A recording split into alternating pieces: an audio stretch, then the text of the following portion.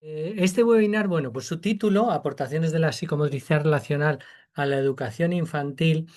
eh, Mi objetivo es simplemente eh, dar esta visión que tenemos en psicomotricidad relacional que hace que sea un complemento desde nuestro punto de vista vital en la educación infantil.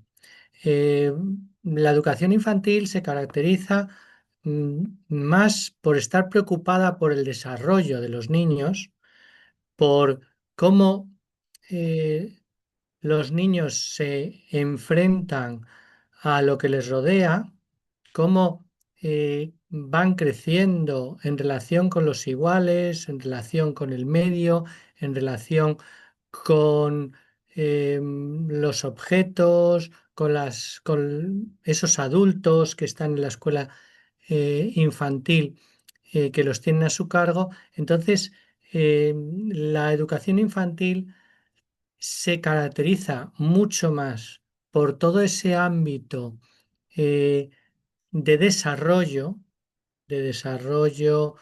motor, desarrollo afectivo, desarrollo cognitivo, que porque el niño tenga unos conocimientos o adquiera unos conocimientos determinados, eh, o tenga incluso unas actitudes determinadas, puesto que de 0 a 6 años se está forjando realmente el desarrollo, la personalidad y la manera de enfrentarse al mundo de la persona. Entonces, ¿qué quiero decir con esto?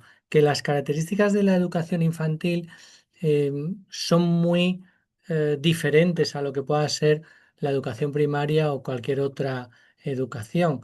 Bueno, que eso sería otro trabajo diferente que aportaría la educación a la psicomotricidad a esa otra educación que no es la educación infantil.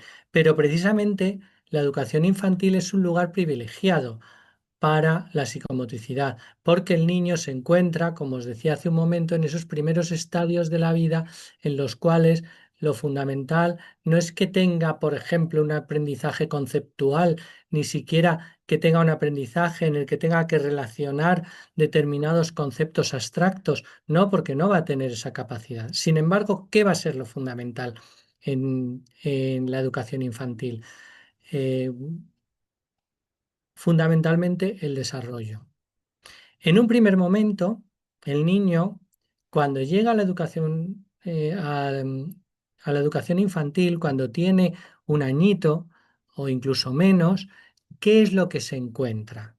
Se encuentra, como nos decía el otro día, Bea, que habló de la adaptación, ¿no? Se encuentra en un lugar que en un principio no conoce, que incluso le puede resultar hostil, y se encuentra unas personas que están disponibles ¿a qué? A acogerlo y a estar con él y a acompañarlo. Y esta es una función que siempre vemos como el profesional de la psicomotricidad también. Es verdad que también tiene que hacerlo el educador infantil o la educadora, pero el profesional de la psicomotricidad se define precisamente por ser un acompañante del desarrollo del niño.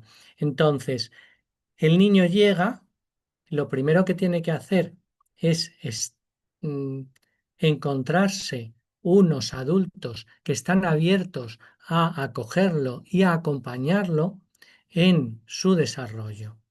Esto es lo primero que nos va a aportar de primera mano la psicomotricidad. Es verdad, algunas veces me han dicho, bueno, pero esto también lo hace el educador. Sí, pero el psicomotricista lo hace de una manera un poco diferente, por eso lo aportamos. Y bueno, si el educador lo hace también, pues ya somos dos profesionales a acoger al niño de determinada manera. Eh, ¿Qué es el primer desarrollo entonces que tiene el niño que ejercer en la escuela infantil? Pues lo primero es el desarrollo motor. Un niño tiene que tener espacio. tiene que estar en el suelo, tiene que tener espacio suficiente como para poder explorar, como para poder reptar, por ejemplo, si está en el momento de la reptación, o gatear, o caminar, moverse. Es decir, ir consiguiendo los hitos motores. ¿Qué es lo que hacemos en educación infantil? Pues le damos precisamente ese espacio, le damos ese tiempo en el cual él se sienta bien para poder hacer este trabajo. ¿Qué hace el psicomotricista? Acompañar este trabajo.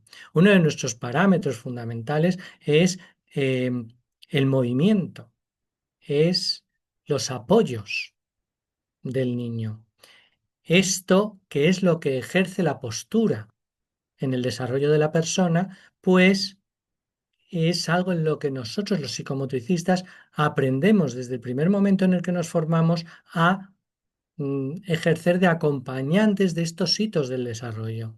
Eh, Nosotros no vamos a enseñar a un niño, por ejemplo, a ponerse de pie. ¿Por qué? Porque no necesita aprenderlo. Nosotros lo que vamos a hacer es acompañar al niño a ponerse de pie. Y esto es lo que aporta la psicomotricidad, por ejemplo, en el desarrollo motor. El desarrollo motor, que como veis lo estoy centrando mucho en, en los hitos del desarrollo del control motor, pero poco a poco esto se va transformando en juego.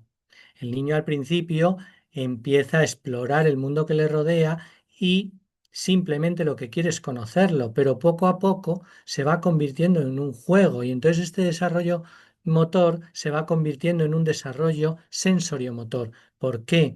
Porque el niño ocupa todo su tiempo en sentir lo que tiene alrededor y a partir de lo que está sintiendo es cómo ejerce todo su movimiento. Y por eso le añadimos la palabra sensoriomotor a el desarrollo que he dicho antes. Entonces comienza un juego que va a ser importantísimo durante los 6 primeros años de vida, bueno, durante toda la vida, pero en esos 6 primeros años tiene una relevancia enorme que es el juego sensoriomotor. En ese juego, ¿qué es lo que va a desarrollar el niño? ¿Qué tiene que ver con la educación infantil? Pues, por ejemplo, la eficacia motora. Un niño que se ha enfrentado a su desarrollo motor de una manera libre, en el cual ha sido acompañado afectivamente por un profesional, es un niño que poco a poco va adquiriendo una eficacia motora prácticamente sin darse cuenta. Él aprende la coordinación, aprende cómo afecta la lateralización a su desarrollo. Esto lo aprende de una manera totalmente intuitiva.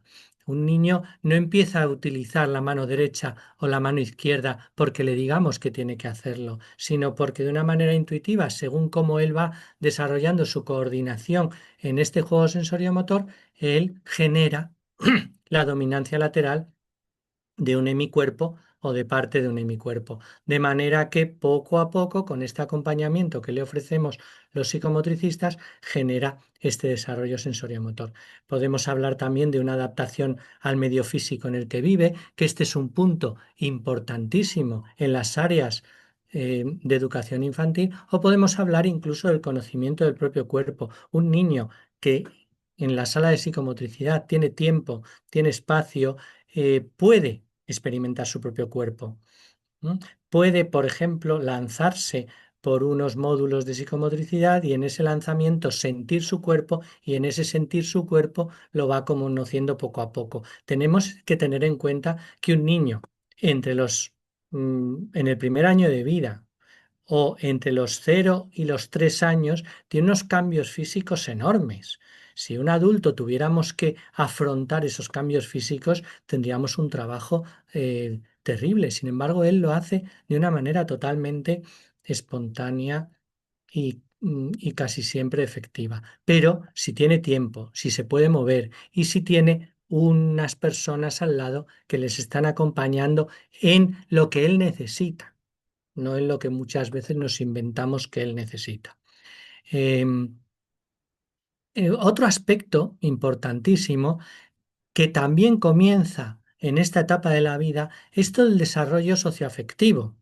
Un niño cuando llega a la escuela infantil con menos de un año, es un niño que no mm, tiene una necesidad primordial de socializarse, pero que la socialización le va a ir haciendo adquirir determinados hábitos, determinada manera de mirar al otro, determinada manera de jugar con los otros niños que le va a hacer que su desarrollo, no solamente social, sino fundamentalmente afectivo, vaya siendo importante para él.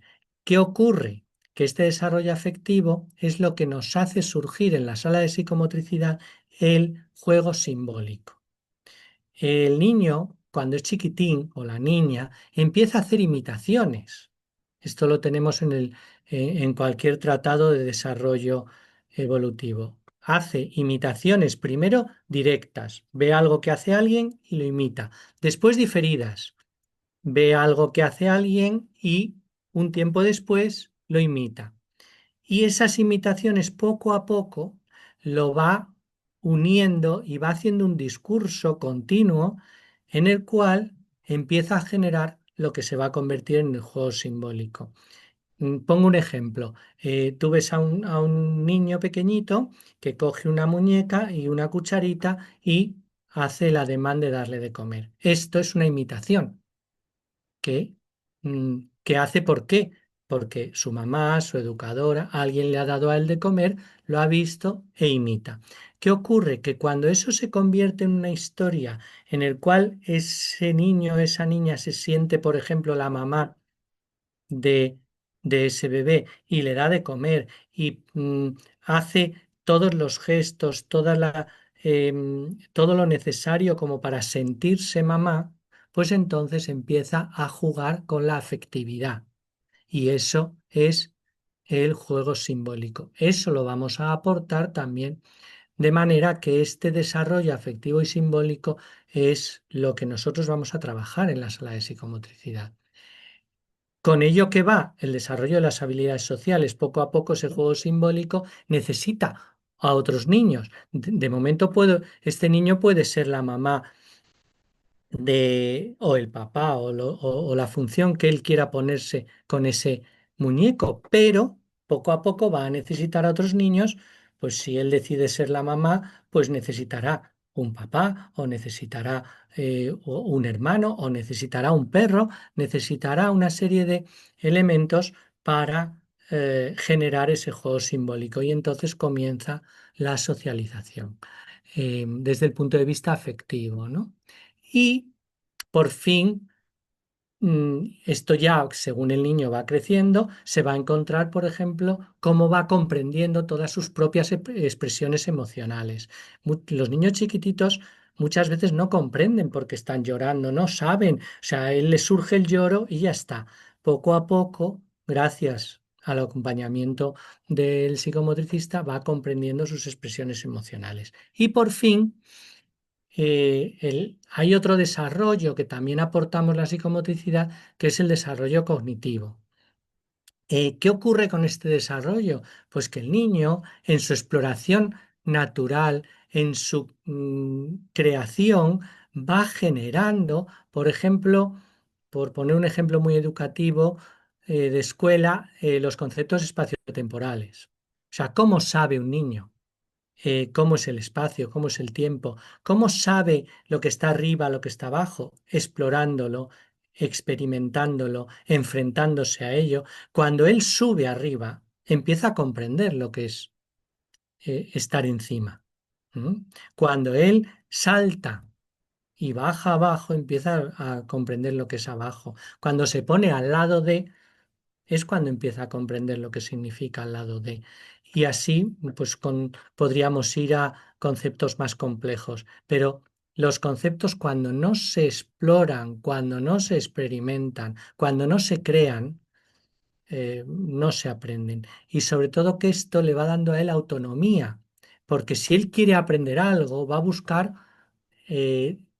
todo lo que está en su mano para conseguir aprenderlo. Entonces un niño, por ejemplo, va a coger una pelota y la va a empezar a lanzar. ¿Por qué? Porque quiere comprender el concepto de distancia, quiere comprender el concepto de arriba, de abajo, entonces la lanza mil veces hasta que él va comprendiendo lo que está ocurriendo con esa pelota.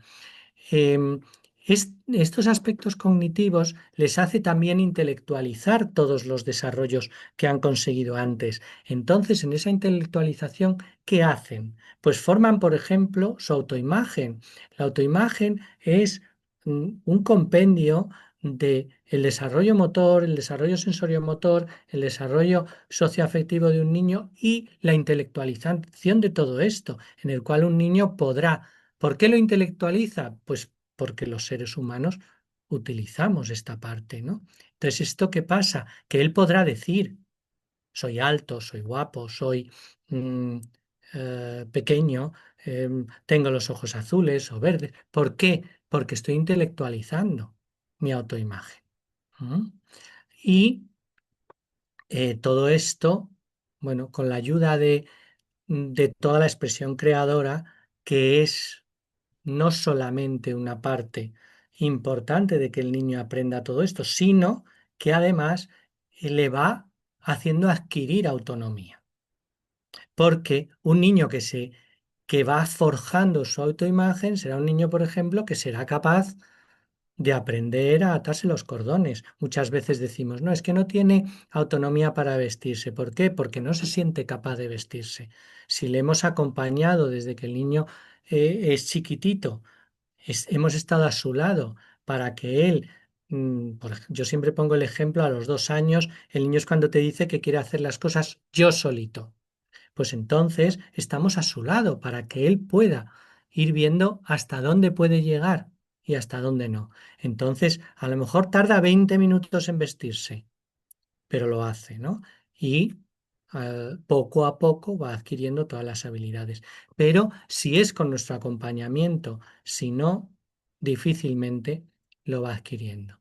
Y por último, en este desarrollo cognitivo, también todo este movimiento y todo este juego del que estamos hablando asienta en el niño todos los requisitos, eh, mm, todos los prerequisitos que necesitamos para hacer aprendizajes en los cuales relacionamos, se hacen relaciones entre los saberes. ¿Y esto qué nos dice? Pues que los prerequisitos para la lectoescritura o los prerequisitos para las operatividades matemáticas los vamos a adquirir con esta metodología de la que estoy hablando, de psicomotricidad relacional en esto. Pero, ¿cuál es el problema que nos encontramos actualmente en la educación infantil para poder aportar todo esto desde el psicomotricista? La formación.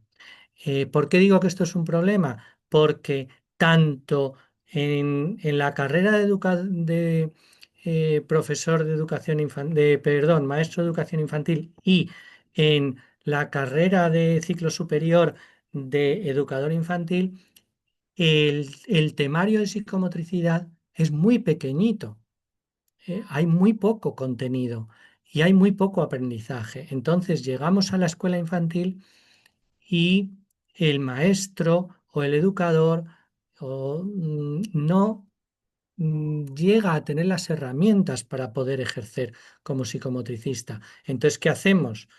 Pues hay que formarse. Nosotros, por ejemplo, en Psicopraxis, en colaboración con la Universidad Complutense, tenemos precisamente los máster que te forman como psicomotricista para poder hacer todo esto.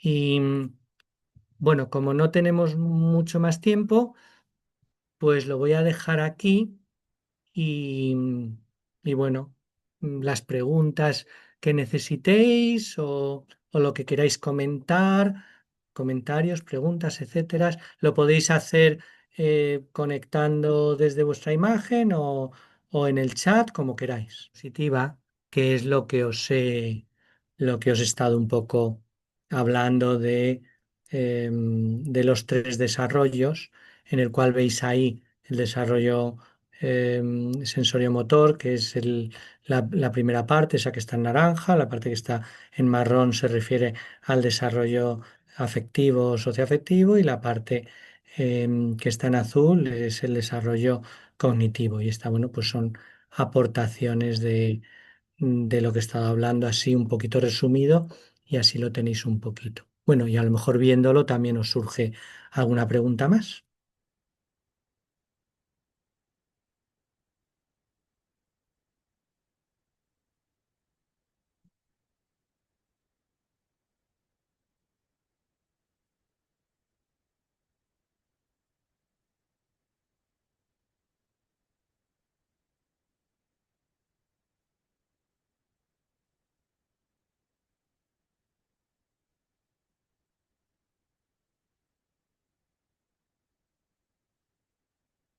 Bueno, pues me da un poco de lástima que no haya preguntas, pero...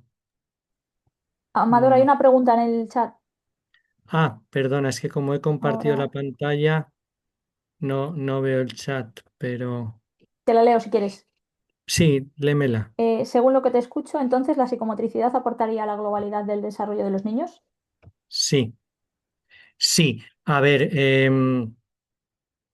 precisamente una de las cosas que siempre hablamos en psicomotricidad relacional es esto, ¿no? La psicomotricidad relacional tendemos a que todo el desarrollo global del niño lo vayan adquiriendo gracias a su movimiento, gracias a su juego y gracias al acompañamiento de este profesional. O sea, nosotros analizamos el movimiento del niño, eh, escuchamos todo lo que es, todo lo que es su cuerpo, con esa postura, con ese movimiento, y nuestra manera de trabajar es ir viendo qué podemos hacer para que su desarrollo en todos los aspectos vaya evolucionando. Como os he dicho, cuando es más pequeñito, pues aspectos más motores, y según va creciendo, pues va creciendo en otros desarrollos. Al final, em, aunque sí que es muy importante que se complemente con otros aprendizajes. O sea, la psicomotricidad, o sea, el que un niño esté permanentemente haciendo psicomotricidad, pues a lo mejor también necesita otros aprendizajes. Aunque la metodología sirva para muchas otras cosas, necesita otros aprendizajes que tenga que ver con precisamente lo que se hace en educación infantil. ¿Mm? No sé si he respondido a tu pregunta. Y hay otra que pregunta, ¿en España se hace psicomotricidad regularmente en la escuela infantil? Sí. En psicomotricidad, en España, eh, la psicomotricidad está incluida sobre todo en el ámbito 0-3. ¿Mm? Es cierto que en, en algunos lugares o en algunas comunidades autónomas se le da más importancia que en otros, pero 0-3 está incluido dentro de todo lo de la ley, de los procedimientos, etcétera. No está tan claro en 3-6, aunque mm, muchísimas escuelas sí que lo están implementando. Mm, Y luego hay dos paradigmas que se siguen en España. Uno, el del que yo estoy hablando, la psicomotricidad relacional, que cada vez están en más escuelas, cada vez se está ejerciendo de una manera más eficaz. Y hay otro paradigma que es una psicomotricidad que tiene más que ver con lo predeportivo o con determinados, la motricidad. De hecho, muchos a esa psicomotricidad lo llaman motricidad, porque realmente genera una serie de ejercicios. Pero cada vez más esta psicomotricidad relacional de la que estamos hablando está ocupando más espacio en la escuela infantil. E incluso en algunos coles de primaria. Se está haciendo en primero y segundo de primaria, en muchos coles en este ámbito.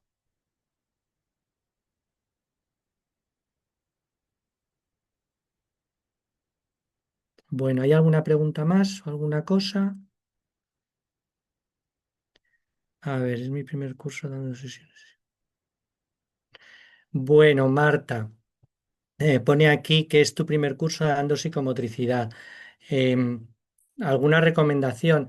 Bueno, no sé cuál es tu formación de base, pero sí que es importante que si se hace psicomotricidad relacional, haya una formación de base en la cual tengamos claro. ¿Por qué? Porque la recomendación fundamental es que se prepare la sala para que el niño eh, se, se pueda mover libremente, se pueda mover con el acompañamiento me dices soy educadora. Claro, con tu acompañamiento, que el niño pueda ejercer todo lo que él necesita. Tenemos que tener mucho cuidado. Por ejemplo, le ponemos límites al niño, bien, pero si le ponemos limitaciones, pues entonces no estamos ejerciendo bien este acompañamiento. ¿Qué quiero decir con esto? El niño necesita límites, pero los límites en la sala de psicomotricidad fundamentalmente es el daño. Lo demás, mm, por decirlo de una manera así coloquialmente, son límites que nos inventamos los adultos. Entonces, por ejemplo, ese acompañamiento es muy importante que lo podamos hacer con el niño. Eh, luego, preparar muy bien las sesiones para que el niño pueda hacer todo este juego. Y luego, eh, que mi acompañamiento lo tenga muy basado. Es decir, cuando termina la sesión, yo hago una recogida de lo que ha sucedido y cómo se han movido los niños y leo el movimiento del niño mediante los parámetros psicomotores. Entonces es muy importante que de cada sesión yo vaya tomando notas de en qué momento está cada niño de su desarrollo, qué juegos está ejercitando. Con esos juegos, qué va consiguiendo y así yo puedo ayudarle a que haga el siguiente paso. No sé si te contesto, espero que sí. A ver, Claudia. Hola, Claudia. Cuando uno detecta niños con dificultades de expresión emocional en un grupo de psicomotricidad, ¿cómo lo ayuda o beneficia el grupo? Bueno, em, esto, cuando un niño tiene dificultad de expresión, ya sea emocional o de cualquier tipo, lo fundamental es que nosotros le acojamos y le expresemos también y ayudemos a que la expresión en la sala de psicomotricidad sea lo más libre posible. Que un niño que está enfadado, por ejemplo, pueda expresar su enfado, que un niño que está triste pueda expresar su tristeza, y que todo eso vayamos comprendiendo todos que el niño puede expresar todo lo que quiera. Cuando hay una dificultad, acompañamiento, que el niño sienta que ese espacio es un espacio donde él puede expresarse, donde hay libertad, donde nadie le va a juzgar. Incluso se le crea un espacio para que él sienta que tú le estás dando algo importante. Fijaos, el espacio en el trabajo de psicomotricidad es una cosa muy profunda. El primer espacio que tiene un ser humano es el útero materno. Entonces, es como si habláramos un poco en términos psicoanalíticos, como si le pudiéramos ofrecer un útero con los objetos para que él pueda sentirse bien y pueda llegar a expresar. Y si vemos que con todo este trabajo no es posible, a lo mejor debemos de derivar a una terapia. Y de hecho, la terapia psicomotriz trabaja mucho en este sentido también. Gracias, Claudia. ¿Más cosas? Vale, vamos a ir terminando si quieres, que nos quedan unos 4 minutillos, 5, para que puedas despedirte, ¿vale? Bueno, pues entonces efectivamente terminamos. Gracias, Gema, y gracias a todos los que habéis escuchado. Si tenéis cualquier pregunta, cualquier duda, cualquier cosa, dirigiros a Psicopraxis. Bueno, ya tendréis el correo todo, psicopraxis@psicopraxis.com. Y de verdad, si tenéis mucho interés, tenemos talleres, tenemos la formación de la que os he hablado, los máster, y ahí podréis también hacer bueno, pues importantes aprendizajes para ayudaros en vuestra labor profesional. Bueno, hasta pronto.